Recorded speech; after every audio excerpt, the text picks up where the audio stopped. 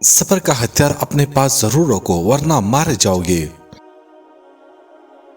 तालीम की कमी को तरबियत अच्छी तरह ढांप लेती है, मगर तरबियत के शगाफ की कमी को तालीम कभी पूरा नहीं कर सकती। नाअहल को पावर देना और मनसब देना एक बहुत बड़ा गुनाह है। फिर ऐसे लोग जालिम बनकर फैसले करते हैं और नस्लों को तबाह कर देते हैं। कायनात की सबसे महंगी चीज एहसास है जो दुनिया के हर इंसान के पास नहीं होता।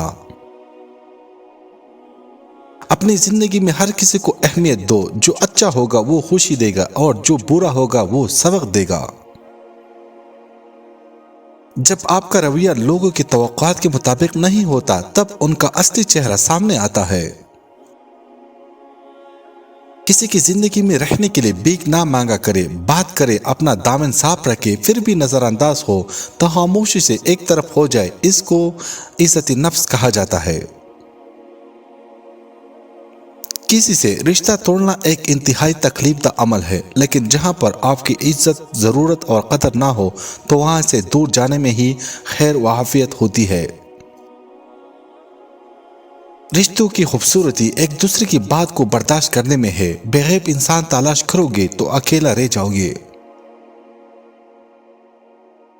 अगर खुद से ज्यादा किसी और पर एतबार करोगे तो वो आपको किसी वक्त जरूर धोखा देगा।